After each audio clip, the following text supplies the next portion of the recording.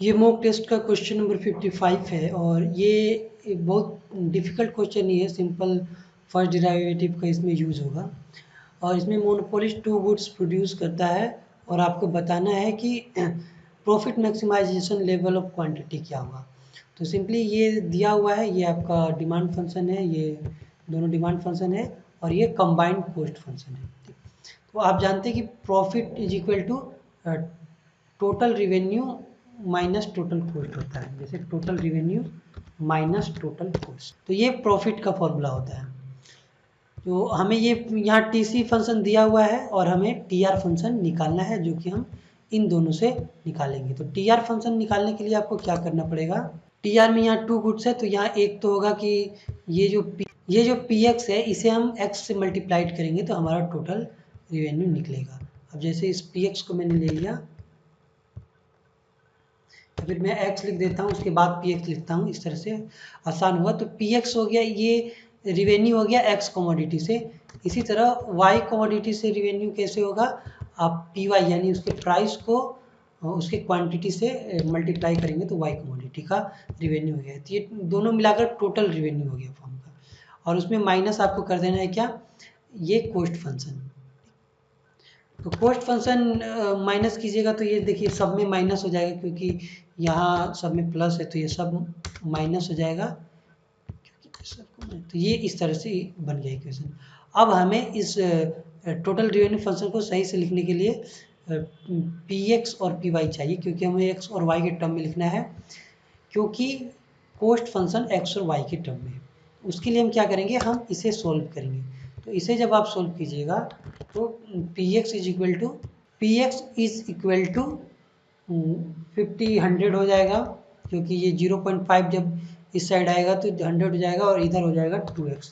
इसे आप खुद से सोल्व कीजिएगा, ये आसान है, सिंपल मैथमेटिक्स है। इसी तरह इसे जब आप सोल्व कीजिएगा और पी वाई को लेफ्ट हैंड साइड लेकर जाइएगा तो इसके सॉल्यूशन में 76 माइनस वाई होगा। ये हमारा निकल गया। अब ये दोनों वैल्यूज़ को हम पुट कर देंगे अपने प्रॉफिट फंक्शन में और वहाँ से हम हमें जो चाहिए एक प्रॉपर प्रॉफिट फंक्शन जिसको हमें मैक्सिमाइज करना है वो मिल जाएगा।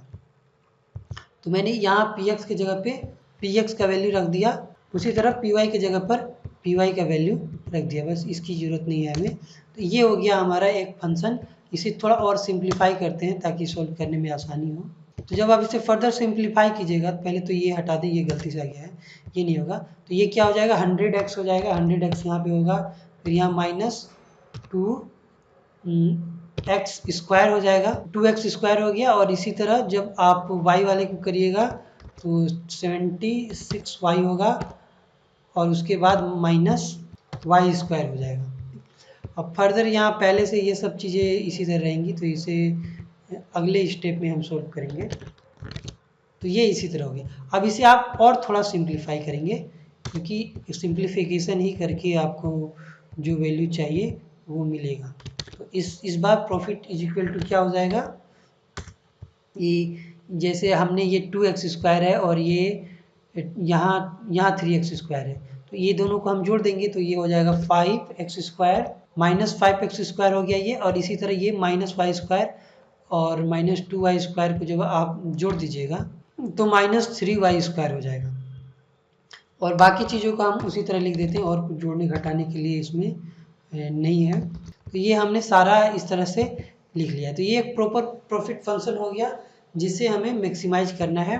तो मैक्सिमाइजेशन का पहला कंडीशन क्या होता है कि first derivative should be is equal to 0, और उसी के बाद उसे ही हम सोल्व करते हैं।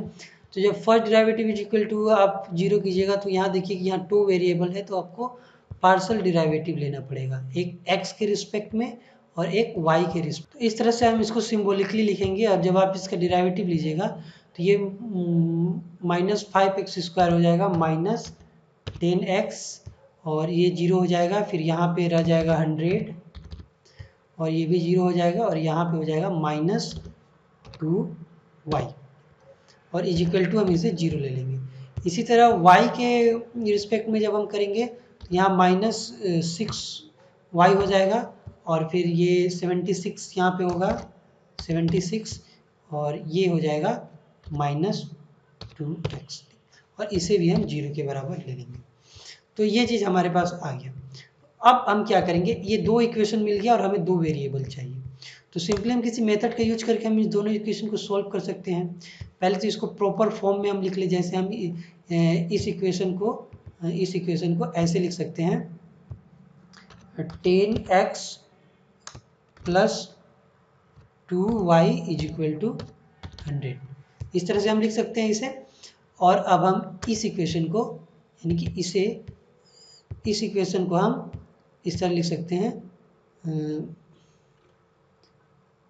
2x plus 6y is equal to 76।